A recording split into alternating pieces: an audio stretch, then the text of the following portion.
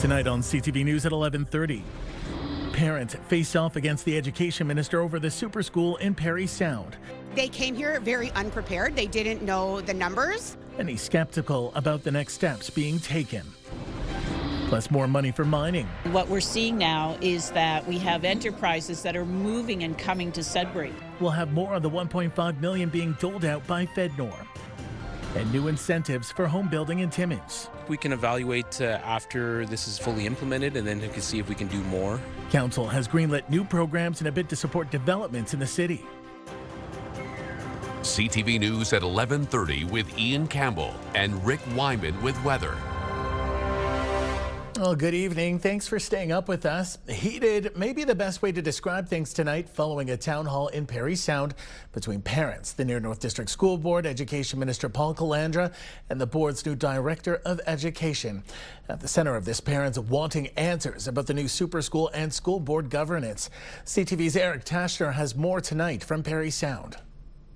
Parents are upset, frustrated, concerned, and downright disappointed at a town hall meeting where they took Education Minister Paul Calandra to task over the new $58 million kindergarten to grade 12 mega school, which has been delayed a whole year.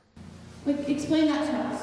Calandra told them he understands their worries, saying they've been let down, but that he's here to put the project and board back on track. Judge us by what we accomplished and not by what we're saying tonight. I'm completely ready to be held accountable for what I deliver for the people of this community. He took control of the board in December, and trustees were dissolved after a scathing board governance review found dysfunction and chaos, which ultimately led to the new school not being ready for the first day of class. Calandra says the super school is 90% complete. The main issue surrounds exterior brickwork, which is going to have to be ripped out and replaced since it was laid incorrectly. The province is in the midst of hiring a new general contractor. This area is continuing to grow. Parents, though, skeptical that when complete, there won't be enough room and class sizes will be too large, with the closure of another school taking place and another being transferred to a different board. To not think of the future and not think of the growth that's happening now and in the future, I can almost see that we're going to have to build a new school in the next 5 years. The numbers that we have suggest that it will be big enough for 26, 27, 27, 28, and 28 to 29. Many of them are now leaving with more questions asked than answered. They came here very unprepared. They didn't know the numbers. They didn't know the numbers that the school would fit. They didn't know the floor plan. Calandra says he plans to remain in control of the board until the new school is built and until governance issues are rectified. Eric Tashner, CTV News, Parry Sound. East Algoma OPP are speaking out about a collision near Bruce Mines yesterday, releasing this dashcam footage of the incident. The video appears to show a pickup truck passing a transport when the truck makes contact with the tractor trailer and spins out. Police say the truck landed upside down in a ditch, leaving a 67-year-old Quebec driver injured. Police are reminding everyone that patience, proper judgment, and safe passing practices are important. More money for mining today in Sudbury, with FedNor announcing $1.5 million for a testing facility and an emerging AI company. CTV's Alana Everson reports. Loopx is a startup company that is based in Sudbury. It moved from Waterloo 2 years ago to bring smart and AI technologies to the mining sector. The company received $480,000 in FedNor funding to advance its AI-powered analytics system. We have a focus on safety primarily, and also other applications in productivity. We have a collision avoidance system, which is helping people see through dust and darkness underground, and we also have some systems to track the productivity of trucks and loaders in underground mines. Sudbury is creating an innovation hub, and what we're seeing now is that we have enterprises that are moving and coming to Sudbury. The MP for Sudbury also announced just over $1 million in funding to complete Phase 3 of the Norcat Underground Centre expansion in Onaping. When they're developing this technology, it's one thing to develop it in a lab or an office building. It's another thing to be able to develop that technology in a real referenceable underground environment where they can install that technology and demonstrate it and test it, where there's blasting, there's mining activity, there's heavy equipment going past. We use that NORCAT testing facility almost every week. And it provides an excellent space for us to test out new technologies before actually deploying them on mine sites. Officials with NORCAT say it's proud to be a locally driven organization that promotes, educates, and supports entrepreneurs, innovators, and workers. Alana Everson, CTV News, Sudbury. This is the 4th annual Pension Awareness Day put on by the Financial Services Regulatory Authority of Ontario, or FSRA. The organization is using the day to urge workers and employers to look closer at workplace pensions. CTV's Lindsay Alick has more. FSRA data shows that while workplace pension membership has increased in Ontario, officials say many could still benefit from additional planning steps. We've seen an increase of about 200,000 people more participating in these workplace pension plans this year. A lot of people who are participating in workplace pension plans, they do receive an annual pension statement. And one of the research findings we had is that half the people don't even read their pension statement or may not understand them. Other findings include 8 in 10 respondents have not fully developed a retirement plan. 66% have not calculated how much money they'll need in retirement. And 1 in 2 can't recall the last time they spoke to someone about saving for retirement. If you haven't calculated your pension or you haven't developed a plan, it's never too late. Most people don't do it till they're closer to retirement, and the earlier you do it, the better. Jason Bissonnette has been a financial advisor for 8 years in Sudbury and says he spoke to an advisor at just 17 years old. It's the best thing that ever happened to me. And just this morning, I had a meeting with a client, and she is 21 years old and wants to start planning for her retirement and her future, graduating from college in a couple months. And she just wants to plan for sort of the rest of her life. And it's not just retirement planning, also the financial planning goal to, plan to buy a house, plan to retire, plan to potentially maybe buy a cottage in the future. It's one of these subjects that a lot of people kind of sort of take for granted, right? It's live for today. Worry about tomorrow. This year's Pension Awareness Day campaign highlights the 3 keys to retirement security. Understand your plan, stay informed and engaged, and plan ahead. Lindsay Alick, CTV News, Sudbury. Timmins City Council has greenlit new incentives to stimulate housing development. The city's Director of Growth and Infrastructure says the 3 financial programs will support a range of housing projects. CTV's Lydia Chubak reports. Timmins City Council has taken another step towards addressing its housing shortage. Council recently approved an incentive plan aimed at encouraging new home construction in the city. The plan includes 3 financial incentive programs. One offers up to $7,500 per unit for 2 to 4 unit dwellings. Another provides a rebate on property taxes, and the third reimburses Planning Act application fees. The per door grant is more fixated for the smaller developments for basically 4-5 units or less, and then the tax increment is for the larger developments, which is 5 units plus. Tam says the incentives are a starting point to help increase the city's overall housing supply. We can evaluate after this is fully implemented, and then we can see if we can do more. Again, we had to start somewhere. These programs come in addition to the Melrose Heights subdivision development, a municipally owned project that will transform the land into approximately 241 residential lots. Tam says work will begin in March in this vicinity with some tree clearing. And then we will be going back out for tender to actually start doing a lot of the civil infrastructure work. So that'll be later on in a couple months. Tam says the city is putting both infrastructure and incentives in place to encourage developers to build. In 2025, there were 33 new housing starts. Lydia Chubak, CTV News, Timmins. Sudbury's health unit shared some of its successes from 2025 today, including a near-perfect record for local vaccine coverage.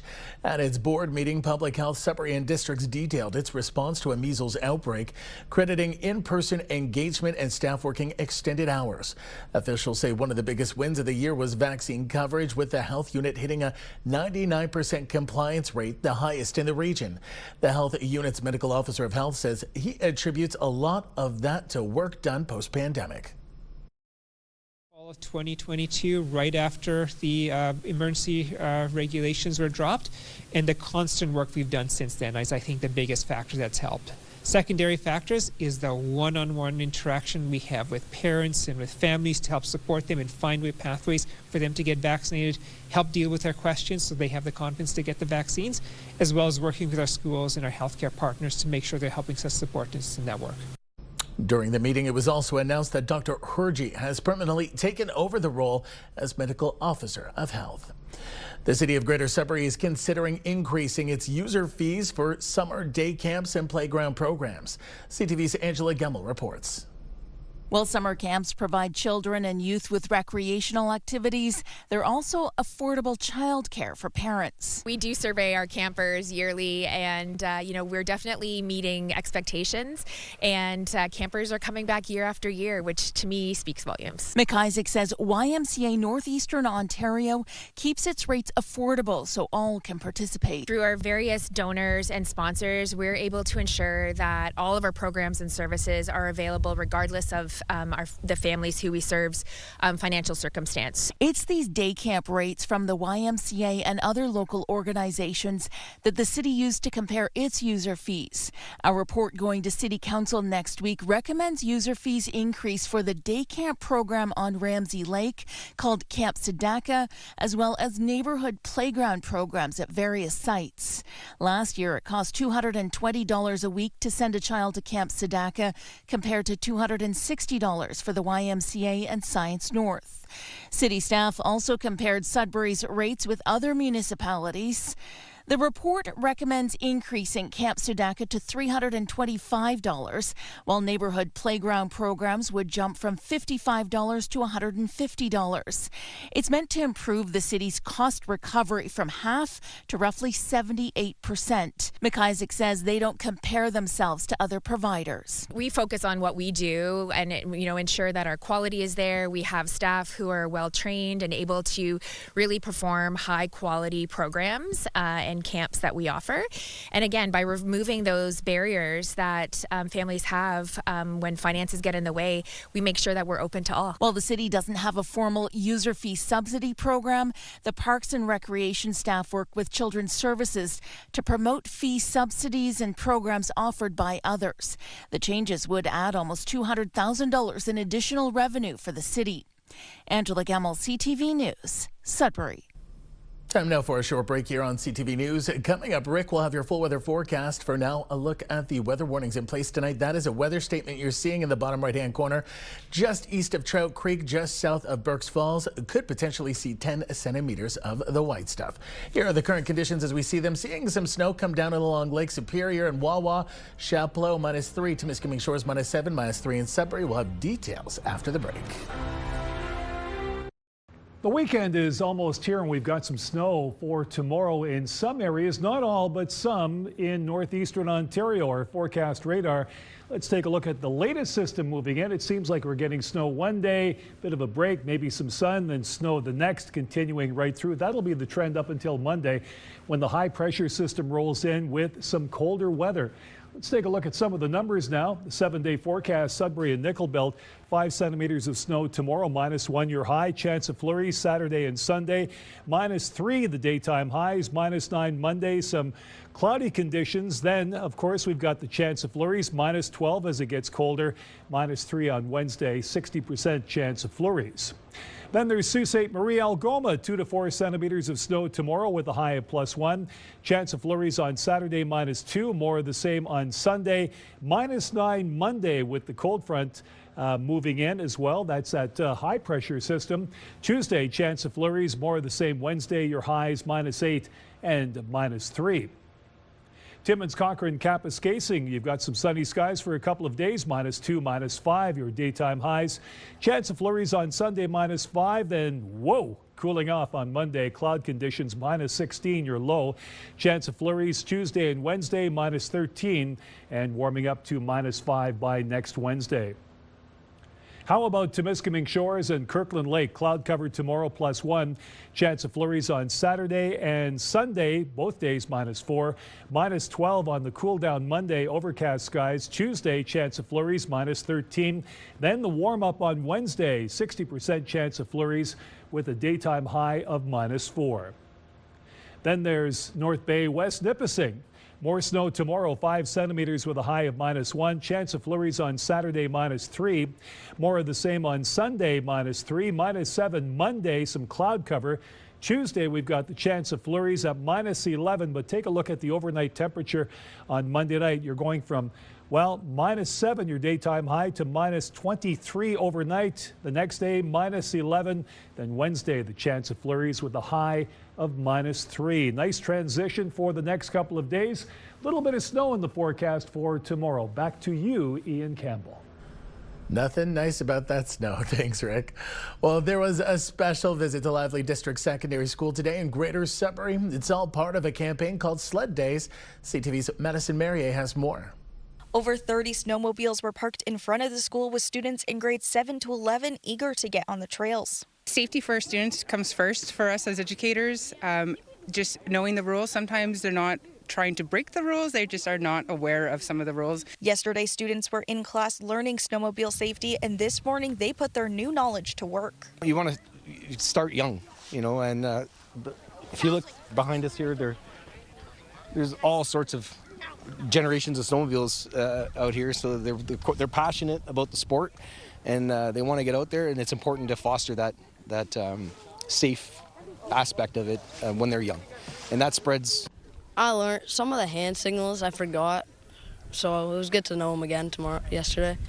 And yeah, I learned that if you fall into the water, it's good to wet your gloves and then stick them to the ice and then freeze them there so that you stay up above the water. Sauve said this program helps to foster students' relationships to reduce fear of police on the trails. I feel like it's very important to ensure that our students and that we're proactive in providing safe trail education to them, and using these community partners to provide such an opportunity is a fantastic way to spend a day. We want to foster that community relationship with the kids. So if they see us on the trails, they want to stop and they want to talk to us and tell us what's going on. Confederation Secondary School was a part of the in-classroom learning, and they'll have their time on the trails in March. Madison Merrier, CTV News, Lively. Lace up for a good cause. A tradition returns to Espanola to help fight rare diseases. The 4th annual Skate-a-thon for rare diseases takes over the rec center this Saturday. The event was founded by Kelsey and Alex McKechnie in honor of their 4-year-old daughter, Iris May. Iris was diagnosed with infantile pump disease at just 3 months old. The condition affects the muscles and heart, requiring weekly transfusions. But McKechnie says Iris is defying the odds. She is thriving, and this weekend she'll be out on the ice with everyone else. It's really become a community event that people look forward to every year because it just brings people together. And that means so much to us. That yes, we are raising funds, and yes, we are raising awareness, but the fact that we can bring people together to celebrate their bodies, their families, and just have a good time is really our optimal goal. Love to hear Iris is doing well. The Skate-a-thon runs from 11 a.m. to 4 p.m. Admission is free, but donations are encouraged. The community has raised $180,000 for research over the last 4 years. Premier Doug Ford directed the Minister of Education to ensure all Ontario students could watch Canada's hockey teams compete in the Olympics. In Sudbury, McLeod Public School hosted a watch party to cheer on the Canadian women who play the United States today around 1 p.m. The game was on in the main foyer, and students from all grades sat together cheering on Team Canada, even disagreeing with the refs. They were all hoping this game would have a golden ending. People are saying they lost the last game. I say, even though they lose one game, doesn't mean they're going to lose another. It's really exciting to see just women be so good at what they do and just to be so passionate and so persevering about something that they love. Marie, Phillip, Poulin, yeah. She's a really good inspiration. She broke the world time record for most goals scored by a woman. I was like, oh my God, I want to be her. She's so like, I don't know, she's an idol for me. How do you think Canada's going to play? Good, as long as they're good teammates. Do you think they're good teammates? Yes. McLeod took the order very seriously as the school was once attended by former Olympic gold medalist Rebecca Johnston. Team Canada wasn't able to get a win today, but the players are coming home with silver medals. Still ahead tonight on CTV News. It was CTV night down at the Sudbury 5 game, but also a night to celebrate Indigenous healthcare. More in a moment.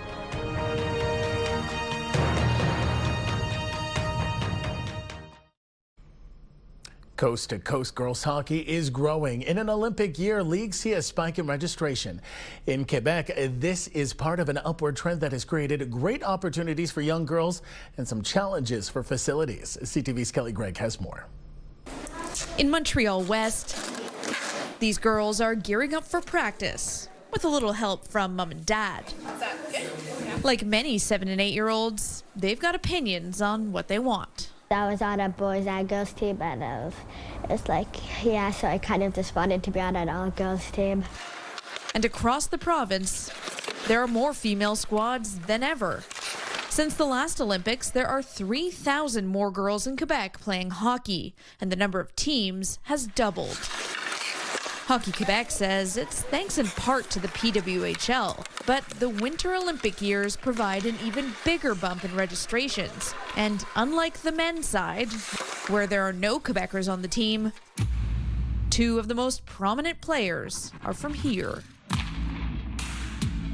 What we hear a lot is that there's not a lot, and which is true, there's not a lot of players from Quebec, and it's been a same thing, same kind of subject going on the boys and the men's side. But of course, the 2 difference maker on the team are from our province. And these girls have taken notice. I really like Marie-Philippe Poulin. I like André Debian. But with the rising popularity comes challenges. Hockey Quebec says there simply aren't enough rinks to keep up with demand, meaning often girls are forced to play and practice at odd hours. It's hard to get those ice times, so that's a huge problem. That's probably one of the biggest right now. But despite that, these players take pride in being on an all-girls team, especially in a recent tournament where they beat the boys. I think the dads were pretty mad that the boys got crushed by the girls. I just love hockey. I love working hard in practices, and then when we get to games, the hard work pays off. And with Team Canada back in the spotlight, it's likely these girls could soon have even more teammates. Kelly Gregg, CTV News. It was a good night to be a hockey fan. 2 of our northern teams were on the road and on the ice tonight. Starting with North Bay, who was down in Peterborough this evening. This one a close one, a goal and an assist from Nick Willenrider. The troops hang on to the lead. They come out over the Petes with a 5-4 win. Meanwhile, the Sudbury Wolves were down in Saginaw tonight. Despite an early lead by the Wolves, it wouldn't be enough to hang on. Saginaw would come back with 2 goals in the third period to take it. Sudbury falls to Saginaw 2-1. Meanwhile, another whopper of a game over the NOJHL down at the Countryside Arena. The Sudbury Cubs playing host to the Timmins Rock, and the Cubs just coming out with a whopper of a win. Mason Walker alone with 6 assists tonight. Sudbury wins this one 9-3.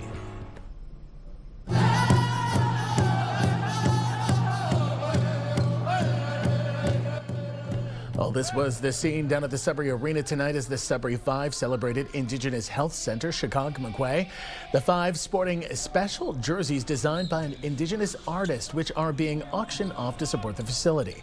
It was also CTV night, where myself and CTV's Amanda Hicks were lucky enough to host 7 incredible viewers for the special VIP party courtside. Lots of fun was had. Meanwhile, the 5 faced off against the Newfoundland Rogues for a game where Sudbury kept in control the entire evening. The 5 go on to win this one handily over Newfoundland. Final score: Sudbury 122 and Newfoundland 102. Well, finally for us tonight, an icon in Canadian music, singer-songwriter Joni Mitchell will be celebrated next month with a Lifetime Achievement Honor at this year's Juno Awards. The announcement was made today by the Canadian Academy of Recording Arts and Sciences. The 82-year-old Mitchell, who grew up in the prairies, is coming off her 11th Grammy win after taking home Best Historical Album earlier this month. The salute to Mitchell, who will only be the third recipient of this honor, is set to be delivered by Sarah McLachlan and Allison Russell. The Junos are set for March 29th. Well deserved. That takes us to the end of our newscast this Thursday night. For the latest news anytime, remember you can head to our website, ctvnewsnorthernontario.ca. You can also download our CTV News app. Thanks for watching. Good night.